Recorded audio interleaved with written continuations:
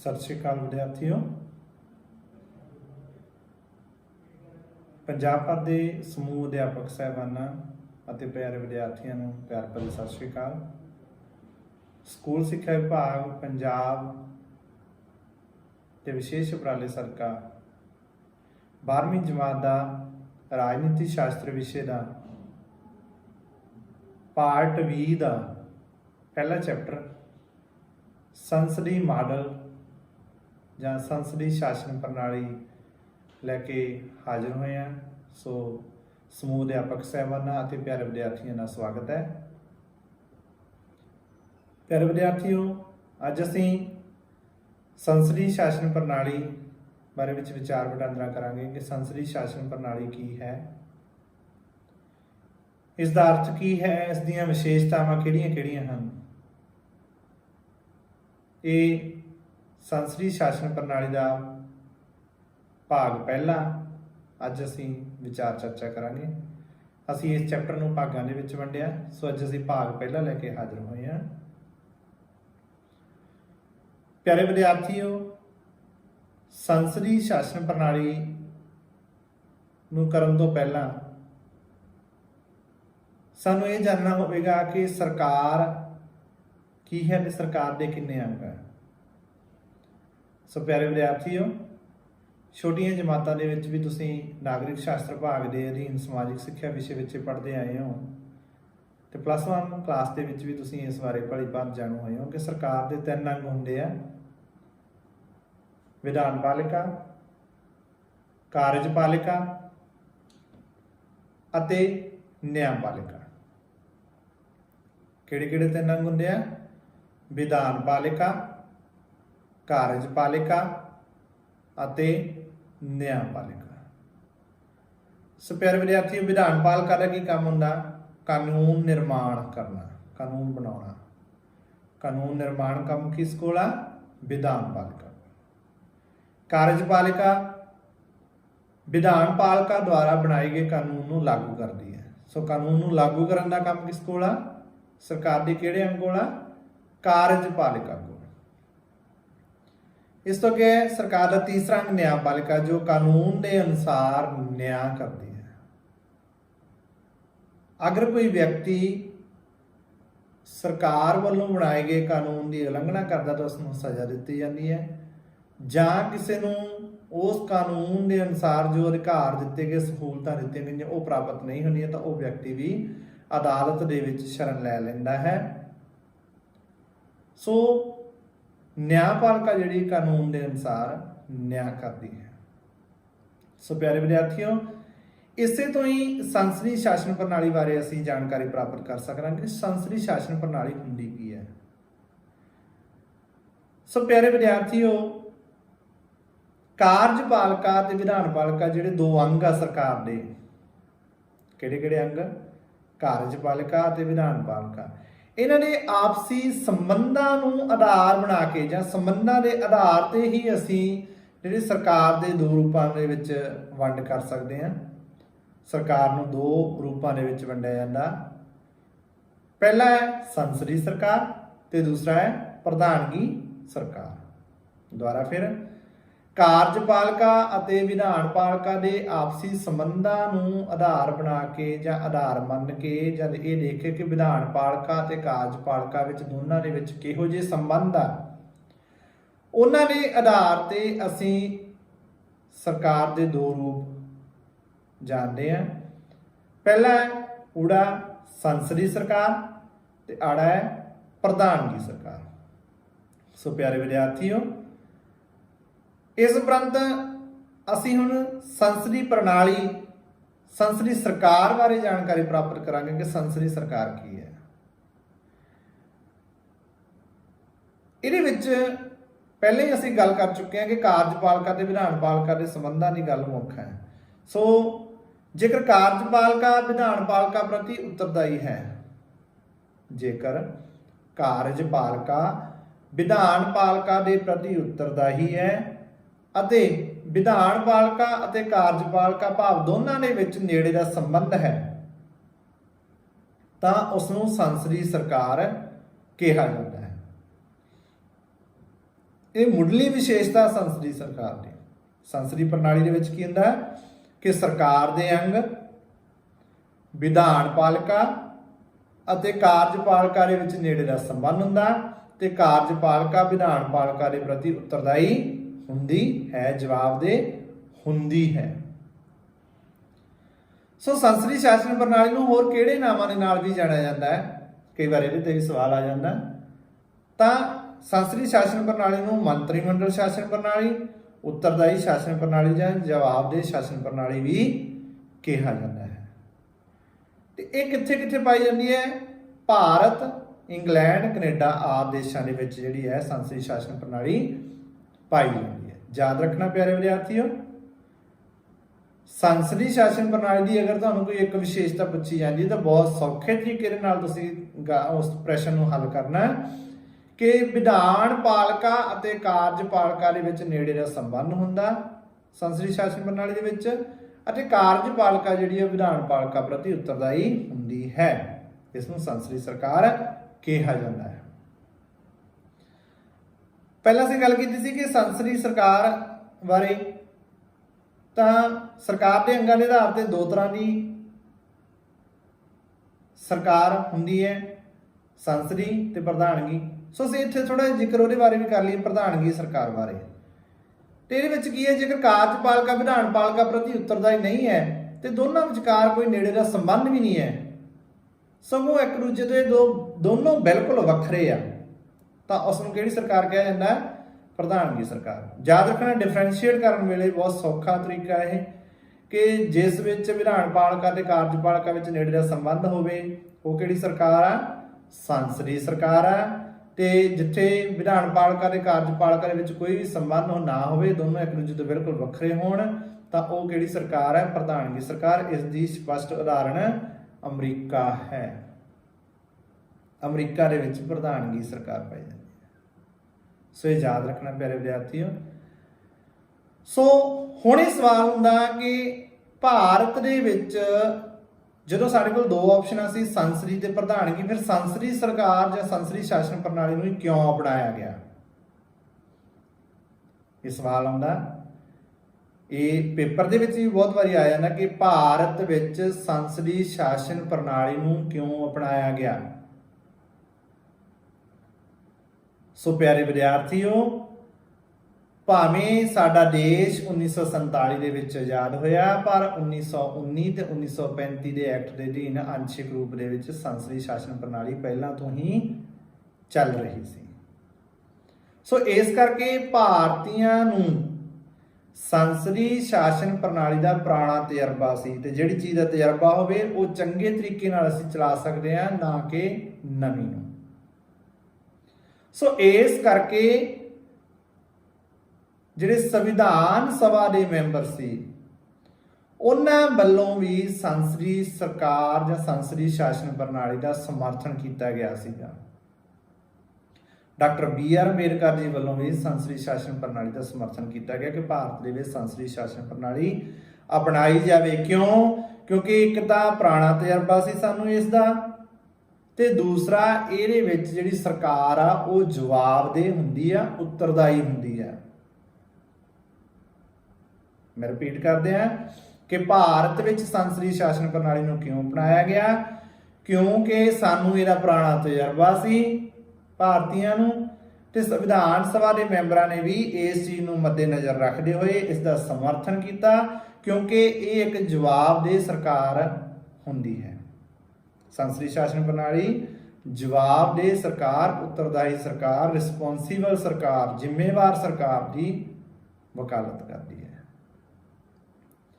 ਸੋ ਇਹ ਸੀ ਕਿ ਭਾਰਤ ਵਿੱਚ ਸੰਸਦੀ ਸ਼ਾਸਨ ਪ੍ਰਣਾਲੀ ਨੂੰ ਕਿਉਂ ਅਪਣਾਇਆ ਗਿਆ। ਸੋ ਬਹੁਤ ਸੌਖੇ ਤਰੀਕੇ ਦੇ ਨਾਲ ਯਾਦ ਰੱਖਣਾ ਕਿ ਸੰਸਦੀ ਸ਼ਾਸਨ ਪ੍ਰਣਾਲੀ ਕੀ ਹੈ ਤੇ ਉਹਦੀ ਵਿਸ਼ੇਸ਼ਤਾ ਮੁੱਢਲੀ ਕੀ ਹੈ, ਤੇ ਭਾਰਤ ਦੇ ਵਿੱਚ ਸੰਸਦੀ ਸ਼ਾਸਨ ਪ੍ਰਣਾਲੀ ਨੂੰ ਕਿਉਂ ਅਪਣਾਇਆ ਗਿਆ। ਸੋ ਪਿਆਰੇ ਵਿਦਿਆਰਥੀਓ, ਇਸ ਤੋਂ ਅੱਗੇ ਹੈ ਕਿ ਭਾਰਤੀ ਸੰਸਦੀ ਸ਼ਾਸਨ ਪ੍ਰਣਾਲੀ ਦੀਆਂ ਵਿਸ਼ੇਸ਼ਤਾ ਕੀ ਹਨ। ਭਾਰਤੀ ਸੰਸਦੀ ਪ੍ਰਣਾਲੀ ਦੀਆਂ ਕਿਹੜੀਆਂ-ਕਿਹੜੀਆਂ ਵਿਸ਼ੇਸ਼ਤਾਵਾਂ? ਪਹਿਲੀ ਵਿਸ਼ੇਸ਼ਤਾ ਹੈ ਸੰਸਦ ਦੀ ਵਿਵਸਥਾ। ਸੋ ਭਾਰਤ ਵਿੱਚ ਸੰਸਦੀ ਸ਼ਾਸਨ ਪ੍ਰਣਾਲੀ ਦੇ ਅਧੀਨ ਸੰਸਦ ਦੀ ਵਿਵਸਥਾ ਕੀਤੀ ਗਈ ਹੈ, ਜਿਸ ਦੇ 2 ਸਦਨ ਹੋਣਗੇ। ਹੇਠਲਾ ਸਦਨ ਲੋਕ ਸਭਾ ਤੇ ਉੱਪਰਲਾ ਸਦਨ ਰਾਜ ਸਭਾ। ਜਿੱਥੇ ਜਿੱਥੇ ਵੀ ਸੰਸਦੀ ਸ਼ਾਸਨ ਪ੍ਰਣਾਲੀ ਚੱਲਦੀ ਆ ਪਿਆਰੇ ਵਿਦਿਆਰਥੀਓ, ਉੱਥੇ ਇਸ ਸੰਸਥਾ ਨੂੰ ਸੰਸਦ ਜਾਂ ਪ੍ਰਤੀਨਿਧੀ ਸਦਨ ਇਸ ਤਰ੍ਹਾਂ ਦੇ ਨਾਮ ਨਾਲ ਵੀ ਜਾਣਿਆ ਜਾਂਦਾ ਹੈ। ਪਰ ਭਾਰਤ ਦੇ ਵਿੱਚ ਇਸ ਦਾ ਕੀ ਨਾਮ ਹੈ? ਸੰਸਦ। ਤੇ ਕਿੰਨੇ ਸਦਨ ਹੈ ਇਹਦੇ? ਲੋਕ ਸਭਾ ਅਤੇ ਰਾਜ ਸਭਾ। ਇਹ ਯਾਦ ਰੱਖਣਾ। ਤੇ ਲੋਕ ਸਭਾ ਕਿਹੜਾ ਸਦਨ ਹੈ? ਹੇਠਲਾ ਸਦਨ ਹੈ। ਤੇ ਰਾਜ ਸਭਾ ਉੱਪਰਲਾ ਸਦਨ ਹੈ। ਲੋਕ ਸਭਾ ਦੇ ਮੈਂਬਰ ਕਿਵੇਂ ਚੁਣੇ ਜਾਂਦੇ ਆ? ਲੋਕਾਂ ਦੁਆਰਾ ਸਿੱਧੇ ਰੂਪ ਦੇ ਵਿੱਚ। ਸੋ ਲੋਕ ਸਭਾ ਦੇ ਮੈਂਬਰ ਨੂੰ ਕੀ ਕਿਹਾ ਜਾਂਦਾ ਹੈ? MP। ਯਾਦ ਰੱਖਣਾ, MP full form member of parliament. ਤੇ ਇਸ ਦੀ ਚੋਣ ਸਿੱਧੇ ਰੂਪ ਦੇ ਵਿੱਚ ਕੀਤੀ ਜਾਂਦੀ ਹੈ। ਪੰਜਾਬ ਦੀ ਜੇ ਗੱਲ ਕਰੀਏ ਤੇ ਪੰਜਾਬ ਦੇ ਵਿੱਚ ਲੋਕ ਸਭਾ ਦੇ ਕਿੰਨੇ ਹਲਕੇ ਆ? ਕਿੰਨੇ ਹਲਕੇ ਆ? 13। ਤੇ ਜਿਹੜਾ ਤੁਹਾਡੇ ਹਲਕੇ ਦਾ MP ਆ, ਉਹਦੀ ਚੋਣ ਸਿੱਧੇ ਰੂਪ ਵਿੱਚ ਕੀਤੀ ਜਾਂਦੀ ਹੈ। ਕਿਸ ਦੁਆਰਾ? ਲੋਕਾਂ ਦੁਆਰਾ। ਚੋਣਾਂ ਹੁੰਦੀਆਂ ਲੋਕ ਸਭਾ ਦੀਆਂ। ਸੋ ਹੇਠਲਾ ਸਦਨ ਦੀ ਵਿਵਸਥਾ ਕੀਤੀ ਗਈ ਹੈ ਲੋਕ ਸਭਾ ਦੀ, ਤੇ ਇਸ ਦੇ ਨਾਲ ਨਾਲ ਹੀ ਉੱਪਰਲਾ ਸਦਨ ਭਾਵ 2 ਸਦਨੀ ਵਿਧਾਨ ਮੰਡਲ ਦੀ ਵਿਵਸਥਾ ਕੀਤੀ ਗਈ ਹੈ ਸੰਸਦ ਦੇ ਅਧੀਨ। ਉੱਪਰਲੇ ਸਦਨ ਦੇ ਜਿਹੜੇ ਮੈਂਬਰ ਆ ਉਸ ਦੀ ਚੋਣ ਅਸਿੱਧੇ ਰੂਪ ਵਿੱਚ ਸਾਡੇ ਚੁਣੇ ਹੋਏ MLAs ਦੁਆਰਾ ਕੀਤੀ ਜਾਂਦੀ ਹੈ। ਸੋ ਪਿਆਰੇ ਵਿਦਿਆਰਥੀਓ, ਇਹ ਸੀ ਪਹਿਲੀ ਵਿਸ਼ੇਸ਼ਤਾ ਸੰਸਦ ਦੀ ਵਿਵਸਥਾ। ਇਸ ਤੋਂ ਅੱਗੇ ਹੈ ਭਾਰਤੀ ਸੰਸਦੀ ਪ੍ਰਣਾਲੀ ਦੀ ਦੂਸਰੀ ਵਿਸ਼ੇਸ਼ਤਾ ਕਿ ਇਹਦੇ ਵਿੱਚ ਪਹਿਲਾਂ ਹੀ ਆਪਾਂ ਮੁੱਢਲੀ ਵਿਸ਼ੇਸ਼ਤਾ ਦੇ ਵਿੱਚੋਂ ਗੱਲ ਕਰ ਚੁੱਕੇ ਹਾਂ ਕਿ ਵਿਧਾਨ ਪਾਲਿਕਾ ਅਤੇ ਕਾਰਜਪਾਲਿਕਾ ਜਿਹੜੇ 2 ਅੰਗ ਆ ਸਰਕਾਰ ਦੇ, ਉਹਦੇ ਵਿੱਚ ਨੇੜੇ ਦਾ ਸੰਬੰਧ ਹੁੰਦਾ। ਯਾਦ ਰੱਖਣਾ ਹੈ, ਵਿਧਾਨ ਪਾਲਿਕਾ ਅਤੇ ਕਾਰਜਪਾਲਿਕਾ ਵਿੱਚ ਨੇੜੇ ਦਾ ਸੰਬੰਧ ਹੁੰਦਾ ਹੈ। ਜਿਹੜੇ ਕੇਂਦਰੀ ਮੰਤਰੀ ਮੰਡਲ ਦੇ ਸਾਰੇ ਮੰਤਰੀ ਰਾਜ ਸਭਾ ਜਾਂ ਲੋਕ ਸਭਾ ਦੇ ਮੈਂਬਰ ਹੁੰਦੇ ਆ, ਇਹ ਜ਼ਰੂਰੀ ਆ। ਜਿਹੜੇ ਕੇਂਦਰੀ ਮੰਤਰੀ ਮੰਡਲ ਦੇ ਸਾਰੇ ਮੈਂਬਰ ਆ ਉਹ ਲੋਕ ਸਭਾ ਜਾਂ ਰਾਜ ਸਭਾ ਦੇ ਮੈਂਬਰ ਹੁੰਦੇ ਆ। ਤੇ ਸੰਵਿਧਾਨ ਦੇ ਅਨੁਸਾਰ ਕੋਈ ਵੀ ਗੈਰ ਮੈਂਬਰ ਆ ਜਿਹੜਾ ਉਹ ਵੱਧ ਤੋਂ ਵੱਧ 6 ਮਹੀਨੇ ਤੱਕ ਮੈਂਬਰ ਰਹਿ ਸਕਦਾ। ਤਾਂ 6 ਮਹੀਨੇ ਦੇ ਅੰਦਰ ਅੰਦਰ ਉਸਨੂੰ ਚੋਣ ਜਾਂ ਚੁਣ ਕੇ ਆਉਣਾ ਜ਼ਰੂਰੀ ਹੈ। ਤੇ ਜੇਕਰ ਨਹੀਂ ਚੁਣ ਕੇ ਆਉਂਦਾ ਤਾਂ ਉਸਨੂੰ ਤਿਆਗ ਪੱਤਰ ਦੇਣਾ ਪੈਂਦਾ ਹੈ। ਇਹ ਸੰਸਦੀ ਸ਼ਾਸਨ ਪ੍ਰਣਾਲੀ ਦੀ ਵਿਸ਼ੇਸ਼ਤਾ ਪਿਆਰੇ ਵਿਦਿਆਰਥੀ। ਭਾਰਤ ਵਿੱਚ ਜੇ ਕੋਈ ਮੈਂਬਰ ਆ ਲੋਕ ਸਭਾ ਜਾਂ ਰਾਜ ਸਭਾ ਦੇ ਵਿੱਚ ਆਉਂਦਾ, ਗੈਰ ਮੈਂਬਰ ਆ ਭਾਵ, ਤਾਂ ਉਸਨੂੰ 6 ਮਹੀਨੇ ਦੇ ਵਿੱਚ ਜਿੱਤਣਾ ਜ਼ਰੂਰੀ ਹੈ, ਚੁਣ ਕੇ ਆਉਣਾ ਜ਼ਰੂਰੀ ਹੈ, ਮੈਂਬਰੀ ਜ਼ਰੂਰੀ ਹੈ, ਨਹੀਂ ਤਾਂ ਉਸਨੂੰ ਤਿਆਗ ਪੱਤਰ ਦੇਣਾ ਪਵੇਗਾ। ਸੋ ਇਹ ਸੀ ਭਾਰਤੀ ਸੰਸਦੀ ਪ੍ਰਣਾਲੀ ਦੀ ਵਿਸ਼ੇਸ਼ਤਾ ਕਿ ਵਿਧਾਨ ਪਾਲਿਕਾ ਅਤੇ ਕਾਰਜਪਾਲਿਕਾ ਦੇ ਵਿੱਚ ਨਿਕਟਵਰਤੀ ਸੰਬੰਧ ਆ ਜਿਹੜੇ ਇਹ ਜ਼ਰੂਰੀ ਹੈ। ਤੀਸਰੀ ਵਿਸ਼ੇਸ਼ਤਾ ਕਿ ਨਾਮਾਤਰ ਅਤੇ ਅਸਲੀ ਕਾਰਜਪਾਲਿਕਾ। ਕਾਰਜਪਾਲਿਕਾ ਸੰਸਦੀ ਸ਼ਾਸਨ ਪ੍ਰਣਾਲੀ ਵਿੱਚ ਕਿੰਨੇ ਤਰ੍ਹਾਂ ਦੀ ਹੈ? 2 ਤਰ੍ਹਾਂ ਦੀ ਹੈ, ਇੱਕ ਨਾਮਾਤਰ ਅਤੇ ਇੱਕ ਅਸਲੀ ਕਾਰਜਪਾਲਿਕਾ। ਸੋ ਸੰਸਦੀ ਪ੍ਰਣਾਲੀ ਦੇ ਵਿੱਚ ਭਾਰਤ ਦੇ ਵਿੱਚ ਨਾਮਾਤਰ ਕਾਰਜਪਾਲਿਕਾ ਕੌਣ ਹੈ? ਭਾਰਤ ਦਾ ਰਾਸ਼ਟਰਪਤੀ, ਜਿਸ ਦੇ ਨਾਮ ਤੇ ਦੇਸ਼ ਦਾ ਸ਼ਾਸਨ ਚਲਾਇਆ ਜਾਂਦਾ ਹੈ। ਸੋ ਇੱਕ ਚੀਜ਼ ਹੋਰ ਇੱਥੇ ਮੈਂ ਦੱਸਦੇ ਹਾਂ, ਭਾਰਤ ਦੇਸ਼ ਦਾ ਪਹਿਲਾ ਨਾਗਰਿਕ ਕੌਣ ਹੈ? ਯਾਦ ਰੱਖਣਾ, ਫਸਟ ਸਿਟੀਜ਼ਨ ਆਫ ਇੰਡੀਆ ਕੌਣ ਹੈ? ਰਾਸ਼ਟਰਪਤੀ। ਤੇ ਭਾਰਤ ਦੇਸ਼ ਦਾ ਮੁਖੀ ਕੌਣ ਹੈ? ਰਾਸ਼ਟਰਪਤੀ। ਤੇ ਰਾਸ਼ਟਰਪਤੀ ਕਿਹੜੀ ਕਾਰਜਪਾਲਿਕਾ? ਨਾਮਾਤਰ ਕਾਰਜਪਾਲਿਕਾ, ਜਿਹਦੇ ਨਾਂ ਤੇ ਦੇਸ਼ ਦਾ ਸ਼ਾਸਨ ਚਲਾਇਆ ਜਾਂਦਾ ਹੈ। ਤੇ ਅਸਲੀ ਕਾਰਜਪਾਲਿਕਾ ਕੌਣ ਹੈ? ਪ੍ਰਧਾਨ ਮੰਤਰੀ ਸਮੇਤ ਮੰਤਰੀ ਮੰਡਲ। ਯਾਦ ਰੱਖਣਾ ਹੈ ਪਿਆਰੇ ਵਿਦਿਆਰਥੀ, ਭੁੱਲਣਾ ਨਹੀਂ ਹੈ। ਅਸਲੀ ਕਾਰਜਪਾਲਿਕਾ ਪ੍ਰਧਾਨ ਮੰਤਰੀ ਸਮੇਤ ਮੰਤਰੀ ਮੰਡਲ ਤੇ ਨਾਮਾਤਰ ਕਾਰਜਪਾਲਿਕਾ ਰਾਸ਼ਟਰਪਤੀ, ਜਿਹਦੇ ਨਾਂ ਤੇ ਦੇਸ਼ ਦਾ ਸ਼ਾਸਨ ਚਲਾਇਆ ਜਾਂਦਾ ਹੈ। ਸੋ ਅਸਲੀ ਕਾਰਜ, ਅਸਲੀ ਰੋਲ ਜਿਹੜਾ ਚੱਲਦਾ ਹੈ ਉਹ ਅਸਲੀ ਕਾਰਜਪਾਲਿਕਾ ਤੇ ਦੇਸ਼ ਦਾ ਰਾਸ਼ਟਰਪਤੀ ਜਿਹੜਾ ਸਿਰਫ ਨਾਮ ਮਾਤਰ ਕਾਰਜਪਾਲਿਕਾ ਹੈ। ਇਹ ਸੰਸਦੀ ਸ਼ਾਸਨ ਪ੍ਰਣਾਲੀ ਦੀ, ਭਾਰਤੀ ਸੰਸਦੀ ਸ਼ਾਸਨ ਪ੍ਰਣਾਲੀ ਦੀ ਵਿਸ਼ੇਸ਼ਤਾ ਹੈ। ਸੋ ਪਿਆਰੇ ਵਿਦਿਆਰਥੀਓ, ਇਸ ਤੋਂ ਅੱਗੇ ਹੈ ਕਿ ਸੰਸਦੀ ਸ਼ਾਸਨ ਪ੍ਰਣਾਲੀ ਦੇ ਵਿੱਚ ਮੰਤਰੀ ਪ੍ਰੀਸ਼ਦ ਦਾ ਜਿਹੜਾ ਆਕਾਰ ਨਿਸ਼ਚਿਤ ਆ ਕਿ ਕਿੰਨੇ ਮੰਤਰੀ ਜਿਨ੍ਹਾਂ ਨੂੰ ਵਿਭਾਗਾਂ ਦੀ ਵੰਡ ਕੀਤੀ ਜਾਣੀ ਹੈ ਉਹ ਕਿੰਨੇ ਹੋਣਗੇ। ਸੋ ਇਹਦੇ ਬਾਰੇ ਵਿੱਚ ਭਾਰਤੀ ਸੰਵਿਧਾਨ ਦੇ ਵਿੱਚ 91ਵੀਂ ਸੰਵਿਧਾਨਕ ਸੋਧ ਜਿਹੜੀ 2004 ਦੇ ਵਿੱਚ ਹੋਈ ਸੀ, ਜਿਹਦੇ ਵਿੱਚ ਮੰਤਰੀ ਪ੍ਰੀਸ਼ਦ ਵਿੱਚ ਮੰਤਰੀਆਂ ਦੀ ਕੁੱਲ ਗਿਣਤੀ, ਜਿਸ ਦੇ ਵਿੱਚ ਮੰਤਰੀ ਪ੍ਰੀਸ਼ਦ ਵਿੱਚ ਮੰਤਰੀਆਂ ਦੀ ਕੁੱਲ ਗਿਣਤੀ ਕੁੱਲ ਮੈਂਬਰਾਂ ਦਾ 15% ਤੋਂ ਵੱਧ ਨਹੀਂ ਹੋ ਸਕਦੀ, ਇਹ ਵਿਵਸਥਾ ਕੀਤੀ ਗਈ ਹੈ। ਇਹ ਧਿਆਨ 'ਚ ਰੱਖਣਾ ਕਿ ਕੇਂਦਰ ਵਿੱਚ ਪ੍ਰਧਾਨ ਮੰਤਰੀ ਦੇ ਸਮੇਤ ਇਹ ਗਿਣਤੀ ਹੋਊਗੀ 15% ਅਤੇ ਰਾਜਾਂ ਵਿੱਚ ਮੁੱਖ ਮੰਤਰੀ ਦੇ ਸਮੇਤ ਇਹ ਗਿਣਤੀ ਹੋਵੇਗੀ ਰਾਜਾਂ ਦੇ ਵਿੱਚ। ਜੇ ਉਦਾਹਰਨ ਦੇਵਾਂਗੇ ਕਿਵੇਂ ਪਤਾ ਲੱਗਦਾ ਤੁਹਾਨੂੰ ਕੀ ਗੱਲ ਕਰ ਰਹੇ ਹਾਂ ਅਸੀਂ ਕਿ ਮੰਤਰੀ ਪ੍ਰੀਸ਼ਦ ਦਾ ਆਕਾਰ ਨਿਸ਼ਚਿਤ ਆ, ਕਿ ਪੰਜਾਬ ਦੇ ਵਿੱਚ ਕੁੱਲ MLA ਦੀਆਂ ਸੀਟਾਂ ਕਿੰਨੀਆਂ? 117। ਕਿੰਨੀਆਂ ਸੀਟਾਂ? 117। ਤਾਂ ਉਹਦਾ 15% ਆ ਜਿਹੜੇ ਕਿੰਨੇ ਬਣੇ? 18। 15% ਕਿੰਨੇ ਬਣੇ? 18। ਤਾਂ ਉਹ ਕੀ ਹੈ, ਉਹਨਾਂ ਨੂੰ 18 ਮੈਂਬਰਾਂ ਨੂੰ ਵਿਸ਼ੇਸ਼ ਵਿਭਾਗਾਂ ਦੀ ਵੰਡ ਕੀਤੀ ਜਾ ਸਕਦੀ ਹੈ। ਇਵੇਂ ਕੇਂਦਰ ਦੇ ਵਿੱਚ ਆ ਕਿ ਜੇਕਰ 545 ਤਾਂ ਉਹਦਾ 15%, ਜਿੰਨੀਆਂ ਵੀ ਸੀਟਾਂ ਲੋਕ ਸਭਾ ਦੀਆਂ। ਇਹ ਯਾਦ ਰੱਖਣਾ ਪਿਆਰੇ ਵਿਦਿਆਰਥੀਓ। ਸੋ ਇਹ ਮੰਤਰੀ ਪ੍ਰੀਸ਼ਦ ਦਾ ਜਿਹੜਾ ਆਕਾਰ ਇਹ ਨਿਸ਼ਚਿਤ ਕੀਤਾ ਗਿਆ ਸੀ। ਇਹ ਭਾਰਤੀ ਸੰਸਦੀ ਪ੍ਰਣਾਲੀ ਦੀ ਵਿਸ਼ੇਸ਼ਤਾ, ਇਹ 91ਵੀਂ ਸੋਧ 2004 ਦੇ ਵਿੱਚ ਹੋਈ ਸੀ। ਉਸ ਦੇ ਰਾਹੀਂ ਜਿਹੜਾ ਆਕਾਰ ਨਿਸ਼ਚਿਤ ਕਰਨ ਲਈ 15% ਕਰ ਦਿੱਤਾ ਗਿਆ, ਜਿਹਦੇ ਵਿੱਚ 15% ਦੇ ਵਿੱਚ ਕੇਂਦਰ ਦੇ ਵਿੱਚ ਪ੍ਰਧਾਨ ਮੰਤਰੀ ਉਹਦੇ ਵਿੱਚ ਸ਼ਾਮਲ ਆ ਤੇ ਰਾਜਾਂ ਦੇ ਵਿੱਚ ਮੁੱਖ ਮੰਤਰੀ ਉਸ 15% ਦੇ ਵਿੱਚ ਸ਼ਾਮਲ ਹੈ। ਇਹ ਨਹੀਂ ਹੈ ਕਿ 15% ਤੋਂ ਬਾਅਦ ਕੇਂਦਰ ਵਿੱਚ ਪ੍ਰਧਾਨ ਮੰਤਰੀ ਹੋਵੇਗਾ ਤੇ ਰਾਜ ਦੇ ਵਿੱਚ ਮੁੱਖ ਮੰਤਰੀ ਹੋਵੇਗਾ। ਇਸ ਤੋਂ ਅੱਗੇ ਪਿਆਰੇ ਵਿਦਿਆਰਥੀਓ, ਕਾਰਜਪਾਲਿਕਾ ਦਾ ਅਨਿਸ਼ਚਿਤ ਕਾਰਜਕਾਲ। ਸੰਸਦੀ ਸ਼ਾਸਨ ਪ੍ਰਣਾਲੀ ਦੀ ਇਹ ਵੀ ਇੱਕ ਮਹੱਤਵਪੂਰਨ ਵਿਸ਼ੇਸ਼ਤਾ ਕਿ ਜਿਹੜਾ ਅਸਲੀ ਕਾਰਜਪਾਲਿਕਾ ਗਈ ਉਹਦਾ ਕਾਰਜਕਾਲ ਅਨਿਸ਼ਚਿਤ ਹੁੰਦਾ, ਨਿਸ਼ਚਿਤ ਨਹੀਂ ਹੁੰਦਾ।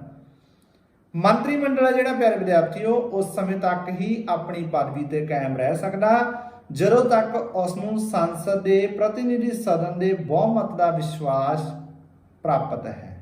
ਸੋ ਜਿਹੜਾ ਮੰਤਰੀ ਮੰਡਲ ਆ ਉਹ ਉਸ ਸਮੇਂ ਤੱਕ ਹੀ ਪਦਵੀ ਤੇ ਕਾਇਮ ਰਹਿ ਸਕਦਾ ਜਦੋਂ ਤੱਕ ਉਹਨੂੰ ਪ੍ਰਤੀਨਿਧੀ ਸਦਨ ਕਿਹੜਾ? ਲੋਕ ਸਭਾ ਦੇ ਵਿੱਚ ਬਹੁਮਤ ਦਾ ਵਿਸ਼ਵਾਸ ਜਿਹੜਾ ਉਹ ਪ੍ਰਾਪਤ ਹੈ। ਸੋ ਇਹ ਸੰਸਦੀ ਸ਼ਾਸਨ ਪ੍ਰਣਾਲੀ ਦੀ ਇੱਕ ਮਹੱਤਵਪੂਰਨ ਵਿਸ਼ੇਸ਼ਤਾ ਹੈ ਕਿ ਇਹਦੇ ਵਿੱਚ ਕਾਰਜਕਾਲ ਅਨਿਸ਼ਚਿਤ ਹੈ। ਜੇਕਰ ਹੇਠਲਾ ਸਦਨ ਆ ਜਿਹੜਾ ਮੰਤਰੀ ਮੰਡਲ ਦੇ ਵਿਰੁੱਧ ਅਵਿਸ਼ਵਾਸ ਦਾ ਪ੍ਰਸਤਾਵ ਪਾਸ ਕਰ ਦੇਵੇ, ਹੇਠਲਾ ਸਦਨ ਲੋਕ ਸਭਾ, ਤਾਂ ਮੰਤਰੀ ਮੰਡਲ ਨੂੰ ਆਪਣੀ ਪਦਵੀ ਤੋਂ ਜਿਹੜਾ ਤਿਆਗ ਪੱਤਰ ਉਹ ਦੇਣਾ ਪੈਂਦਾ ਹੈ। ਮੰਤਰੀ ਮੰਡਲ ਨੂੰ ਆਪਣੀ ਪਦਵੀ ਤੋਂ ਤਿਆਗ ਪੱਤਰ ਉਹ ਦੇਣਾ ਪੈਂਦਾ ਹੈ। ਸੰਸਦੀ ਪ੍ਰਣਾਲੀ ਦੀ ਇੱਕ ਇਹ ਵੀ ਵਿਸ਼ੇਸ਼ਤਾ ਭਾਰਤੀ ਸੰਸਦੀ ਪ੍ਰਣਾਲੀ ਵਿੱਚ ਮੌਜੂਦ ਆ ਕਿ ਲੋਕ ਸਭਾ ਅਵਿਸ਼ਵਾਸ ਦਾ ਪ੍ਰਸਤਾਵ ਪਾਸ ਕਰਕੇ ਮੰਤਰੀ ਮੰਡਲ ਨੂੰ ਤਿਆਗ ਪੱਤਰ ਦੇਣ ਲਈ ਮਜਬੂਰ ਵੀ ਕਰ ਸਕਦੀ ਹੈ। ਇਹ ਯਾਦ ਰੱਖਣਾ। ਇਸ ਕਰਕੇ ਇਹ ਕਿਹਾ ਜਾਂਦਾ ਕਿ ਭਾਰਤੀ ਸੰਸਦੀ ਪ੍ਰਣਾਲੀ ਦੇ ਵਿੱਚ ਕਾਰਜਪਾਲਿਕਾ ਜਿਹੜੀ ਉਹਦਾ ਕਾਰਜਕਾਲ ਜਿਹੜਾ ਅਨਿਸ਼ਚਿਤ ਹੈ। ਅਗਲੀ ਵਿਸ਼ੇਸ਼ਤਾ ਪਿਆਰੇ ਵਿਦਿਆਰਥੀਓ, ਸਮੂਹਿਕ ਜ਼ਿੰਮੇਵਾਰੀ। ਸਮੂਹ ਦੇ ਰੂਪ ਵਿੱਚ ਸਾਰੇ ਜ਼ਿੰਮੇਵਾਰ ਆ।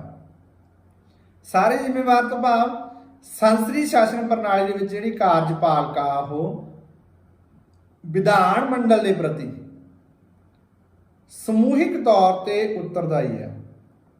ਜਦੋਂ ਮੰਤਰੀ ਮੰਡਲ ਕਿਸੇ ਵਿਭਾਗ ਦੇ ਸੰਬੰਧੀ ਕੋਈ ਨੀਤੀ ਨਿਸ਼ਚਿਤ ਕਰਦਾ ਤਾਂ ਉਸ ਦੀ ਜ਼ਿੰਮੇਵਾਰੀ ਹੈ ਜਿਹੜੀ ਕੇਵਲ ਸੰਬੰਧਿਤ ਮੰਤਰੀ ਦੇ ਸਿਰ ਤੇ ਨਹੀਂ ਹੁੰਦੀ ਜਿਸ ਦਾ ਉਹ ਵਿਭਾਗ ਆ। ਭਾਵ ਜੇਕਰ ਕੋਈ ਕੰਮ ਕਿਸੇ ਮੰਤਰੀ ਨੂੰ ਇੱਕ ਵਿਭਾਗ ਨਾਲ ਸੰਬੰਧਿਤ ਆ ਤਾਂ ਉਸ ਦੇ ਸਿਰ ਤੇ ਨਹੀਂ ਇਕੱਲੇ ਤੇ ਜ਼ਿੰਮੇਵਾਰੀ ਪਾਈ ਜਾਂਦੀ, ਸਗੋਂ ਸਮੁੱਚਾ ਮੰਤਰੀ ਮੰਡਲ ਆ ਜਿਹੜਾ ਉਸ ਦੇ ਲਈ ਜ਼ਿੰਮੇਵਾਰ ਹੁੰਦਾ। ਕਿਉਂਕਿ ਕੈਬਨਿਟ ਦੀ ਮੀਟਿੰਗ ਹੁੰਦੀ ਆ, ਅਸੀਂ ਦੇਖਦੇ ਹਾਂ ਕਿਸੇ ਵਿਭਾਗ ਨੇ ਕੋਈ ਫੈਸਲਾ ਲੈਣਾ ਤਾਂ ਉਸ ਦਾ ਮੰਤਰੀ ਹੈ ਜਿਹੜਾ ਉਸ ਵਿਭਾਗ ਨਾਲ ਸੰਬੰਧਿਤ ਮੰਤਰੀ, ਮੰਨ ਕੇ ਚਲੋ ਸਿੱਖਿਆ ਦੇ ਨਾਲ ਸੰਬੰਧਿਤ ਹੀ ਕੋਈ ਫੈਸਲਾ ਲੈਣਾ, ਜਾਂ ਉਸ ਕੋਈ ਵੀ ਹੋਰ ਆਪਾਂ ਵਿਭਾਗ ਲਾ ਲਈਏ, ਸਿਹਤ ਨੇ ਵਿਭਾਗ ਨਾਲ ਸੰਬੰਧਿਤ ਕੋਈ ਫੈਸਲਾ ਲੈਣਾ, ਤਾਂ ਉਸ ਦਾ ਜਿਹੜਾ ਸੰਬੰਧਿਤ ਮੰਤਰੀ ਹੈ, ਸਿਹਤ ਮੰਤਰੀ ਜਾਂ ਸਿੱਖਿਆ ਮੰਤਰੀ, ਜੇ ਸਿੱਖਿਆ ਦੇ ਖੇਤਰ ਨਾਲ ਫੈਸਲਾ ਲੈਣਾ, ਤਾਂ ਜੋ ਵੀ ਉੱਥੇ ਉਹ ਜ਼ਿੰਮੇਵਾਰੀ ਭੂਮਿਕਾ ਨਿਭਾਉਂਦਾ ਤਾਂ ਉਹਦੇ ਤੇ ਉਹ ਇਕੱਲਾ ਜ਼ਿੰਮੇਵਾਰ ਨਹੀਂ ਹੁੰਦਾ, ਕਿਉਂਕਿ ਉਹ ਫੈਸਲੇ ਤੇ ਜਿਹੜੇ ਵੀ ਫੈਸਲੇ ਤੇ ਮੋਹਰ ਲੱਗੀ, ਅਗਰ ਉਹ ਫੈਸਲਾ ਕੋਈ ਗਲਤ ਹੁੰਦਾ ਤਾਂ ਕੈਬਨਿਟ ਮੀਟਿੰਗ ਦੇ ਵਿੱਚ ਪਾਸ ਹੁੰਦਾ ਉਹ, ਤੇ ਕੈਬਨਿਟ ਮੀਟਿੰਗ ਦੇ ਸਾਰੇ ਮੰਤਰੀ ਕੈਬਨਿਟ ਮੰਤਰੀ ਸ਼ਾਮਿਲ ਹੁੰਦੇ ਆ। ਸੋ ਸਮੂਹਿਕ ਤੌਰ ਤੇ ਸਮੂਹਿਕ ਜ਼ਿੰਮੇਵਾਰੀ ਬਣ ਜਾਂਦੀ ਹੈ। ਇਹ ਬਹੁਤ ਵੱਡੀ ਵਿਸ਼ੇਸ਼ਤਾ, ਕਿਉਂਕਿ ਜੇ ਸਮੂਹਿਕ ਜ਼ਿੰਮੇਵਾਰੀ ਬਣੂਗੀ ਤਾਂ ਸਾਰੇ ਧਿਆਨ ਦਿੰਦੇ ਆ। ਅਸੀਂ ਜੇ ਸਿੰਪਲ ਜੀ ਗੱਲ ਕਰੀਏ, ਸਧਾਰਨ ਗੱਲ ਕਰੀਏ ਕਿ ਕੋਈ ਕੰਮ ਕਰਨਾ, ਜੇਕਰ ਇੱਕ ਜਣੇ ਦਾ ਤਾਂ ਇੱਕ ਜਣੇ ਦੇ ਹੁੰਦਾ ਵੀ ਉਹ ਇਕੱਲਾ ਆਪੇ ਕਰ ਲਵੇਗਾ, ਉਹਦੀ ਜ਼ਿੰਮੇਵਾਰੀ ਨਹੀਂ। ਜੇਕਰ ਉਹਦੀ ਜ਼ਿੰਮੇਵਾਰੀ ਸਾਰਿਆਂ ਦੇ ਬਣੀ ਤਾਂ ਸਾਰੇ ਧਿਆਨ ਦਿੰਦੇ, ਉਹਨੇ ਕੰਮ ਕੀ ਕੀਤਾ, ਕਿਸ ਤਰ੍ਹਾਂ ਕੀਤਾ, ਕੋਈ ਅਣਗਹਿਲੀ ਤਾਂ ਨਹੀਂ ਵਰਤੀ। ਸੋ ਇਹ ਸੌਖੇ ਸ਼ਬਦਾਂ ਦੇ ਵਿੱਚ ਮੈਂ ਤੁਹਾਨੂੰ ਸਮਝਾਉਣ ਦੀ ਕੋਸ਼ਿਸ਼ ਕੀਤੀ ਹੈ, ਸਧਾਰਨ ਜੀਵਨ ਨਾਲ ਸੰਬੰਧਿਤ ਉਦਾਹਰਨ ਦੇ ਕੇ, ਕਿ ਕਾਰਜਪਾਲਿਕਾ ਜਿਹੜੀ ਉਹਦੀ ਸਮੂਹਿਕ ਜ਼ਿੰਮੇਵਾਰੀ ਹੈ। ਇਸ ਤੋਂ ਅੱਗੇ ਆ ਗਿਆ ਪਿਆਰੇ ਵਿਦਿਆਰਥੀਓ ਵਿਅਕਤੀਗਤ ਜ਼ਿੰਮੇਵਾਰੀ। ਇਹ ਵੀ ਸੰਸਦੀ ਸ਼ਾਸਨ ਪ੍ਰਣਾਲੀ ਦੀ ਇੱਕ ਮਹੱਤਵਪੂਰਨ ਵਿਸ਼ੇਸ਼ਤਾ ਕਿ ਮੰਤਰੀਆਂ ਦੀ ਵਿਅਕਤੀਗਤ ਜ਼ਿੰਮੇਵਾਰੀ ਹੈ। ਹਰੇਕ ਮੰਤਰੀ ਜਿਸ ਨੂੰ ਉਸ ਦਾ ਜਿਹੜੇ ਵਿਭਾਗ ਦਾ ਉਹ ਮੰਤਰੀ ਹੈ ਜਾਂ ਜਿਹੜੇ ਵਿਭਾਗ ਦਾ ਉਹ ਮੁਖੀ ਹੈ, ਉਸ ਨਾਲ ਸੰਬੰਧਿਤ ਉਹਦੀ ਵਿਅਕਤੀਗਤ ਨਿੱਜੀ ਤੌਰ ਤੇ ਵੀ ਜ਼ਿੰਮੇਵਾਰੀ ਹੁੰਦੀ ਆ। ਉਹਨੇ ਦੇਖਣਾ ਕਿ ਮੇਰੇ ਵਿਭਾਗ ਦੇ ਵਿੱਚ ਕੀ ਹੋ ਰਿਹਾ, ਕਿਸ ਤਰ੍ਹਾਂ ਦੇ ਕੰਮ ਹੋ ਰਿਹਾ, ਉਸ ਦੇ ਲਈ ਉਹ ਨਿੱਜੀ ਤੌਰ ਤੇ ਵੀ ਜ਼ਿੰਮੇਵਾਰ ਹੁੰਦਾ ਹੈ। ਇਹ ਹੈ ਭਾਰਤੀ ਸੰਸਦੀ ਸ਼ਾਸਨ ਪ੍ਰਣਾਲੀ ਦੇ ਵਿੱਚ ਵਿਅਕਤੀਗਤ ਜ਼ਿੰਮੇਵਾਰੀ। ਸੋ ਵਿਅਕਤੀਗਤ ਜ਼ਿੰਮੇਵਾਰੀ ਦੇ ਵਿੱਚ ਉਹ ਆਪਣੇ ਵਿਭਾਗ ਦੇ ਚੰਗੇ ਸ਼ਾਸਨ ਪ੍ਰਬੰਧ ਅਤੇ ਮਾੜੇ ਸ਼ਾਸਨ ਪ੍ਰਬੰਧ ਦੇ ਸੰਬੰਧ ਵਿੱਚ ਵੀ ਉਹੀ ਜ਼ਿੰਮੇਵਾਰ ਹੁੰਦਾ। ਉਹੀ ਮੰਤਰੀ ਆਪਣੇ ਵਿਭਾਗ ਦੇ ਗਲਤ ਕੰਮਾਂ ਜਾਂ ਨੀਤੀਆਂ ਲਈ ਅਧਿਕਾਰੀਆਂ ਨੂੰ ਜਾਂ ਕਿਸੇ ਦੂਜੇ ਮੰਤਰਾਲੇ ਨੂੰ ਜ਼ਿੰਮੇਵਾਰ ਨਹੀਂ ਠਹਿਰਾ ਸਕਦਾ, ਉਹ ਨਿੱਜੀ ਤੌਰ ਤੇ ਜ਼ਿੰਮੇਵਾਰ ਹੁੰਦਾ, ਕਿਉਂਕਿ ਦੇਖ ਰੇਖ ਰੱਖਣੀ ਹੈ, ਪੂਰਾ ਵਿਭਾਗ ਦਿੱਤਾ ਗਿਆ। ਸੋ ਪਿਆਰੇ ਵਿਦਿਆਰਥੀ, ਇਸ ਤੋਂ ਅੱਗੇ ਹੈ ਪ੍ਰਧਾਨ ਮੰਤਰੀ ਦੀ ਅਗਵਾਈ। ਇਹ ਵੀ ਸੰਸਦੀ ਸ਼ਾਸਨ ਪ੍ਰਣਾਲੀ ਦੀ ਇੱਕ ਮਹੱਤਵਪੂਰਨ ਵਿਸ਼ੇਸ਼ਤਾ ਕਿ ਭਾਰਤੀ ਮੰਤਰੀ ਮੰਡਲ ਦਾ ਜਿਹੜਾ ਨੇਤਾ ਉਹ ਪ੍ਰਧਾਨ ਮੰਤਰੀ ਹੁੰਦਾ, ਤੇ ਉਹਦੀ ਯੋਗ ਅਗਵਾਈ ਦੇ ਅਧੀਨ ਹੀ ਸਾਰੇ ਜਿਹੜੇ ਕੰਮ ਕਰਦੇ ਆ। ਸਾਰੇ ਮੰਤਰੀ ਜਿਹੜੇ ਪ੍ਰਧਾਨ ਮੰਤਰੀ ਦੀ ਯੋਗ ਅਗਵਾਈ ਦੇ ਅਧੀਨ ਹੀ ਕੰਮ ਕਰਦੇ। ਇਹ ਭਾਰਤੀ ਸੰਸਦੀ ਸ਼ਾਸਨ ਪ੍ਰਣਾਲੀ ਦੀ ਵਿਸ਼ੇਸ਼ਤਾ ਹੈ। ਤੇ ਮੰਤਰੀ ਮੰਡਲ ਦੀਆਂ ਜਿੰਨੀਆਂ ਵੀ ਬੈਠਕਾਂ ਹੁੰਦੀਆਂ ਉਹਦੀ ਅਗਵਾਈ ਕੌਣ ਕਰਦਾ, ਰਹਿਨੁਮਾਈ ਕੌਣ ਕਰਦਾ, ਪ੍ਰਧਾਨਗੀ ਕੌਣ ਕਰਦਾ, ਪ੍ਰਧਾਨ ਮੰਤਰੀ। ਇਹ ਯਾਦ ਰੱਖਣਾ ਪਿਆਰੇ ਵਿਦਿਆਰਥੀ ਨੂੰ। ਸੋ ਮਤਲਬ ਸਾਰੇ ਅਗਵਾਈ ਕਰਤਾ ਦੀ ਭੂਮਿਕਾ, ਜਿਵੇਂ ਆਪਾਂ ਕਹਿ ਲਈਏ ਘਰ ਦੇ ਵਿੱਚ ਇੱਕ ਵਿਅਕਤੀ ਹੈ ਜਿਹੜਾ ਉਹ ਸਾਰੇ ਫੈਸਲਿਆਂ ਦੇ ਵਿੱਚ ਅਗਵਾਈ ਕਰਦਾ, ਤਾਂ ਪ੍ਰਧਾਨ ਮੰਤਰੀ ਇਸੇ ਤਰ੍ਹਾਂ ਹੀ ਸਰਕਾਰ ਦੇ ਵਿੱਚ ਕਰਦਾ। ਯੋਗ ਅਗਵਾਈ ਦੇ ਨਾਲ ਫੈਸਲੇ ਜਿਹੜੇ ਉਹਦੇ ਨਾਲ ਲਏ ਜਾਂਦੇ ਆ। ਤੇ ਜਿਹੜੇ ਮੰਤਰੀਆਂ ਦੀ ਨਿਯੁਕਤੀ ਆ, ਮੰਤਰੀਆਂ ਦੀ ਨਿਯੁਕਤੀ ਦਾ ਕੰਮ ਆ ਜਾਂ ਕਿਸੇ ਨੂੰ ਮੰਤਰੀ ਪਦ ਤੋਂ ਹਟਾਉਣਾ, ਇਸ ਦੇ ਲਈ ਵੀ ਪ੍ਰਧਾਨ ਮੰਤਰੀ ਹੀ ਆਪਣਾ ਫੈਸਲਾ ਲੈਂਦਾ ਹੈ। ਸੋ ਪਿਆਰੇ ਵਿਦਿਆਰਥੀਓ, ਇਸ ਤੋਂ ਅੱਗੇ ਹੈ ਰਾਜਨੀਤਿਕ ਇਕਰੂਪਤਾ। ਇਹ ਵੀ ਸੰਸਦੀ ਸ਼ਾਸਨ ਪ੍ਰਣਾਲੀ ਦੀ ਇੱਕ ਮਹੱਤਵਪੂਰਨ ਵਿਸ਼ੇਸ਼ਤਾ, ਰਾਜਨੀਤਿਕ ਇਕਰੂਪਤਾ। ਸੋ ਰਾਜਨੀਤਿਕ ਇਕਰੂਪਤਾ ਤੋਂ ਕੀ ਭਾਵ ਹੈ ਕਿ ਜਿਹੜੇ ਮੰਤਰੀ ਪਰਿਸ਼ਦ ਦੇ ਸਾਰੇ ਮੈਂਬਰ ਆ ਉਹ ਇੱਕ ਹੀ ਰਾਜਨੀਤਿਕ ਦਲ ਨਾਲ ਸੰਬੰਧ ਹੋਣ। ਭਾਵ ਰਾਜਨੀਤਿਕ ਇਕਰੂਪਤਾ ਦਾ ਭਾਵ ਮੰਤਰੀ ਪਰਿਸ਼ਦ ਦੇ ਸਾਰੇ ਹੀ ਮੈਂਬਰ ਇੱਕ ਹੀ ਰਾਜਨੀਤਿਕ ਦਲ ਦੇ ਨਾਲ ਸੰਬੰਧਿਤ ਹੋਣ। ਮਿਲੀ ਜੁਲੀ ਸਰਕਾਰ ਦੇ ਵਿੱਚ ਇੱਥੇ ਸਮੱਸਿਆ ਆ ਜਾਂਦੀ ਹੈ ਕਿ ਜਿਹੜੇ ਮੰਤਰੀ ਪਰਿਸ਼ਦ ਦੇ ਮੈਂਬਰ ਹੁੰਦੇ ਆ ਉਹ ਅਲੱਗ-ਅਲੱਗ ਪਾਰਟੀਆਂ ਤੋਂ ਲਏ ਜਾਂਦੇ ਆ, ਫਿਰ ਹਰੇਕ ਪਾਰਟੀ ਆਪਣੇ ਹਿੱਤਾਂ ਨੂੰ ਧਿਆਨ 'ਚ ਰੱਖਦੀ ਹੈ। ਸੋ ਇਹ ਕਿਉਂ ਗੱਲ ਕੀਤੀ ਗਈ ਰਾਜਨੀਤਿਕ ਇਕਰੂਪਤਾ ਦੀ ਇੱਥੇ ਕਿ ਜਦੋਂ ਇੱਕ ਹੀ ਰਾਜਨੀਤਿਕ ਦਲ ਨਾਲ ਸੰਬੰਧਿਤ ਵਿਅਕਤੀ ਹੋਣਗੇ ਤਾਂ ਉਹਨਾਂ ਦੀ ਜਿਹੜੀ ਵਿਚਾਰਧਾਰਾ ਇੱਕੋ ਜਿਹੀ ਹੋਏਗੀ ਤੇ ਕਿਸੇ ਕੰਮ ਦੇ ਵਿੱਚ ਉਹ ਹਾਰਡਲ ਨਹੀਂ ਬਣਨਗੇ, ਰੁਕਾਵਟ ਨਹੀਂ ਬਣਨਗੇ ਕਿਸੇ ਫੈਸਲੇ ਦੇ ਵਿੱਚ। ਸੋ ਸੁਤੰਤਰ ਭਾਰਤ ਦੇ ਇਤਿਹਾਸ ਦੇ ਵਿੱਚ ਜਦੋਂ ਵੀ ਕਦੇ ਇਕੱਲੇ ਦਲ ਦੀ ਸਰਕਾਰ ਬਣੀ ਹੈ, ਜਿਵੇਂ 1999 ਤੱਕ ਰਾਸ਼ਟਰੀ ਕਾਂਗਰਸ ਦੀ ਸਰਕਾਰ ਬਣਦੀ ਰਹੀ ਹੈ, ਤਾਂ ਉਹਦੇ 'ਚ ਮੰਤਰੀ ਮੰਡਲ ਦੇ ਸਾਰੇ ਮੈਂਬਰ ਜਿਹੜੇ ਸੀ ਉਹ ਕਾਂਗਰਸ ਦੇ ਨਾਲ ਹੀ ਸੰਬੰਧਿਤ ਹੁੰਦੇ ਸੀ, ਉਸੇ ਪਾਰਟੀ ਨਾਲ ਸੰਬੰਧਿਤ ਹੁੰਦੇ ਸੀ। ਪਰ 1999 ਤੋਂ ਮਗਰੋਂ ਗਠਬੰਧਨ ਵਿੱਚ ਜਿਹੜੀਆਂ ਸਰਕਾਰਾਂ, ਮਿਲੀਆਂ ਜੁਲੀਆਂ ਸਰਕਾਰਾਂ, ਕੋਆਲੀਸ਼ਨ ਗਵਰਨਮੈਂਟ, ਅਲਾਇੰਸ ਗਵਰਨਮੈਂਟ ਜਿਹੜੀਆਂ ਬਣਨ ਲੱਗ ਗਈਆਂ, ਤਾਂ ਇਹਦੇ ਵਿੱਚ ਇਸ ਵਿਸ਼ੇਸ਼ਤਾ ਦੇ ਵਿੱਚ ਥੋੜੀ ਜਿਹੀ ਕਮੀ ਆਈ ਹੈ। ਇਸ ਤੋਂ ਅੱਗੇ ਪਿਆਰੇ ਵਿਦਿਆਰਥੀਓ, ਵਿਰੋਧੀ ਦਲ ਨੂੰ ਕਾਨੂੰਨੀ ਮਾਨਤਾ ਦਿੱਤੀ ਜਾਂਦੀ ਹੈ ਭਾਰਤੀ ਸੰਸਦੀ ਸ਼ਾਸਨ ਪ੍ਰਣਾਲੀ ਦੇ ਵਿੱਚ। ਪਰ ਵਿਰੋਧੀ ਦਲ ਦਾ ਜਿਹੜਾ ਨੇਤਾ ਉਹਨੂੰ ਵੀ ਕਾਨੂੰਨੀ ਮਾਨਤਾ, ਵਿਰੋਧੀ ਦਲ ਨੂੰ ਵੀ ਕਾਨੂੰਨੀ ਮਾਨਤਾ, ਕੈਬਨਿਟ ਰੈਂਕ ਦਿੱਤਾ ਜਾਂਦਾ ਹੈ। ਸੋ ਵਿਰੋਧੀ ਦਲ ਨੂੰ ਕਾਨੂੰਨੀ ਮਾਨਤਾ ਕਿਵੇਂ ਮਿਲਦੀ ਹੈ? ਕਿਉਂਕਿ ਉਹਦੇ ਲਈ ਜ਼ਰੂਰੀ ਹੈ ਕਿ ਉਸ ਰਾਜਨੀਤਿਕ ਦਲ ਨੂੰ, ਜਿਹਨੇ ਵਿਰੋਧੀ ਦਲ ਦੀ ਕਾਨੂੰਨੀ ਮਾਨਤਾ ਲੈਣੀ ਹੈ, ਜਿਸ ਸਦਨ ਦੇ ਵਿੱਚ ਉਹ ਹੈ, ਚਾਹੇ ਉੱਪਰਲੇ ਸਦਨ 'ਚ, ਚਾਹੇ ਹੇਠਲੇ ਸਦਨ 'ਚ, ਜਿਸ ਸਦਨ ਦੇ ਵਿੱਚ ਵੀ ਉਹ ਹੈ, ਉਸ ਦੇ ਵਿੱਚ ਸੰਬੰਧਿਤ ਸੀਟਾਂ ਦਾ 10ਵਾਂ ਭਾਗ ਉਹਨੂੰ ਪ੍ਰਾਪਤ ਕਰਨਾ ਜ਼ਰੂਰੀ ਹੈ। 10ਵਾਂ ਭਾਗ, 10% ਸੀਟਾਂ ਉਹਨੂੰ ਪ੍ਰਾਪਤ ਹੋਣੀਆਂ ਜ਼ਰੂਰੀ ਹੈ। ਇਹ ਸ਼ਰਤ ਹੈ ਵਿਰੋਧੀ ਦਲ ਨੂੰ ਕਾਨੂੰਨੀ ਮਾਨਤਾ ਦੇਣ ਦੇ ਵਿੱਚ। ਯਾਦ ਰੱਖਣਾ ਪਿਆਰੇ ਵਿਦਿਆਰਥੀਓ, ਐਵੇਂ ਹੀ ਨਹੀਂ ਵਿਰੋਧੀ ਦਲ ਨੂੰ ਕਾਨੂੰਨੀ ਮਾਨਤਾ ਮਿਲ ਜਾਂਦੀ ਹੈ। ਸੋ 10ਵਾਂ ਹਿੱਸਾ, 10% ਭਾਗ ਜਿਹੜਾ ਸੀਟਾਂ ਦਾ ਪ੍ਰਾਪਤ ਕਰਨਾ ਵਿਰੋਧੀ ਦਲ ਦੇ ਲਈ ਜ਼ਰੂਰੀ ਹੈ, ਜੇਕਰ ਉਸਨੇ ਕਾਨੂੰਨੀ ਮਾਨਤਾ ਪ੍ਰਾਪਤ ਕਰਨੀ ਹੈ। ਇਹ ਵੀ ਭਾਰਤੀ ਸੰਸਦੀ ਸ਼ਾਸਨ ਪ੍ਰਣਾਲੀ ਦੀ ਇੱਕ ਮਹੱਤਵਪੂਰਨ ਵਿਸ਼ੇਸ਼ਤਾ। ਇਸ ਤੋਂ ਅੱਗੇ ਪ੍ਰਤੀਨਿਧੀ ਸਦਨ ਨੂੰ ਭੰਗ ਕਰਨ ਦੀ ਵਿਵਸਥਾ। ਪ੍ਰਤੀਨਿਧੀ ਸਦਨ, ਲੋਕ ਸਭਾ, ਇਹਨੂੰ ਭੰਗ ਕਰਨ ਦੀ ਵਿਵਸਥਾ ਵੀ ਹੈ।